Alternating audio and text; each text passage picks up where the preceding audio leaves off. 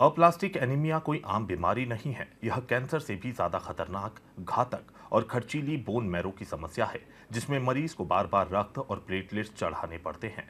यह कहना है शहर के सुप्रसिद्ध होम्योपैथिक चिकित्सक डॉक्टर A.K. द्विवेदी का, जो पिछले 27 सालों से इस बीमारी को लेकर न सिर्फ मरीजों का इलाज कर रहे हैं, बल्कि सरकार और समाज को भी इसके प्रति जागरूक करने की लगातार कोशिश में लगे हुए हैं।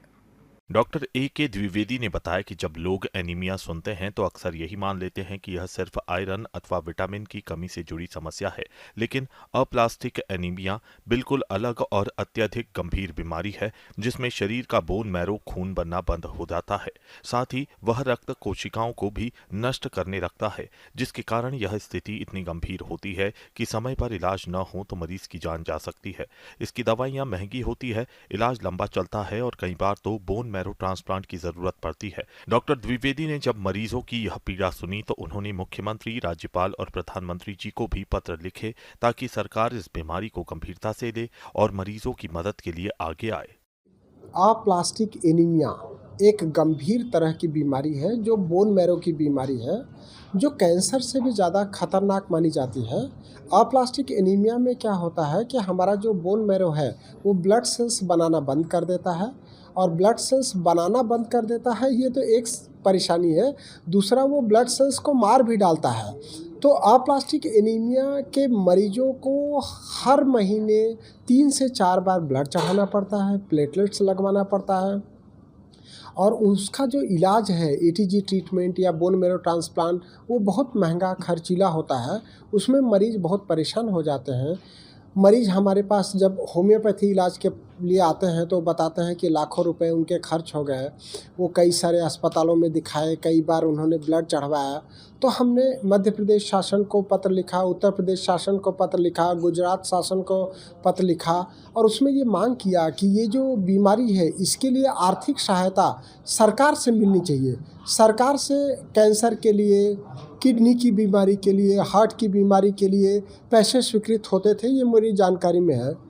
तो मैंने ये मांग किया कि अप्लास्टिक एनीमिया जैसी गंभीर बीमारी के लिए भी सरकार से वित्तीय सहायता दी जानी चाहिए। Doctor A.K. द्विवेदी ने बताया कि उनकी इस पहल का असर दिखा। उन्होंने एक पत्र पढ़ा जो प्रधानमंत्री ने एक अप्लास्टिक एनीमिया के मरीज को भेजा है, और जिसमें उन्हें प्रधानमंत्री राहत कोष योजना के तहत 3 लाख रुपए की सहायता राशि प्राप्त हुई है। यह पत्र उनके लिए प्रेरणा बना और अब वे चाहते हैं कि और भी लोग जागरूक हों और इस योजना का लाभ उठाएं। उनका स्पष्ट कहना है कि अगर सरकार कैंसर, किडनी और हार्ट जैसे रोगियों को विशेष ध्यान देती है, तो इलाज हेतु आर्थिक सहायता प्रदान करती है, तो वहीं अप्लास्टिक एनीमिया को भी उसी श्रेणी में लाना चाहिए। यह बीमारी उतनी ही जानलेवा और खतरनाक है तथा इसका इलाज भी उतना ही अधिक खर्चीला है। अभी मेरे पास एक मरीज आया जिसने दिखाया कि उसको प्रधानमंत्री राहत कोष से 3 लाख रुपए स्वीकृत हुए हैं। तो मुझे ये जान करके बड़ी खुशी हुई कि मैं पिछले 5, 7, 8 सालों से जो प्रयास कर रहा था उसमें एक बड़ी सफलता दिखी, जिसमें मरीजों को प्रधानमंत्री राहत कोष से अगर रुपए स्वीकृत होते हैं तो मुझे लगता है कि हर स्टेट गवर्नमेंट भी इसको लागू करना चाहिए, और उनके स्टेट में जो भी अप्लास्टिक एनीमिया के मरीज हैं उनके लिए भी राशि स्वीकृत किया जाना चाहिए। जिस तरीके से हार्ट की बीमारी है, किडनी की बीमारी है, कैंसर की बीमारी है, उससे भी कहीं ज़्यादा गंभीर अप्लास्टिक एनीमिया की बीमारी है, तो उसके लिए भी शासकीय सहायता दी जानी चाहिए।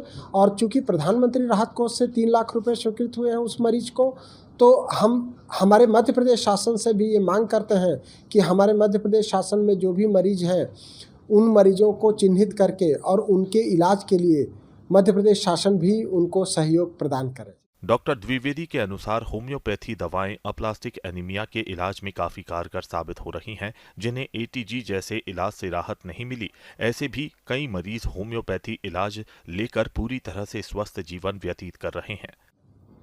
मरीज़ लोग मुझे आकर के बताते हैं कि वो लोग एटीजी कराने जब जाते हैं तो एटीजी का जो ट्रीटमेंट होता है वो अलग अलग अस्पतालों में बताते हैं कि 5 लाख से 15 लाख रुपए तक खर्च होते हैं, और जब उनको डॉक्टर लोग बता देते हैं कि बोन मैरो ट्रांसप्लांट कराना पड़ेगा, तो बोन मैरो ट्रांसप्लांट का जो खर्च है वो और अधिक होता है।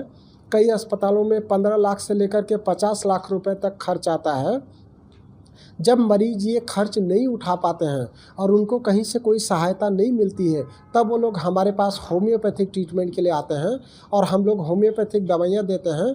कुछ दिन उनको होम्योपैथिक दवाई लेने के बाद वो पूरी तरह से ठीक हो जाते हैं और ऐसे कई सारे पेशेंट हैं जो दूसरे किसी इलाज से जब ठीक नहीं हुए तब हमारे पास होम्योपैथी ट्रीटमेंट के लिए आए और उन्होंने कुछ साल 1 डेढ़ साल 2 साल दवाइयाँ खाया होम्योपैथी का, पूरी तरह से स्वस्थ हैं।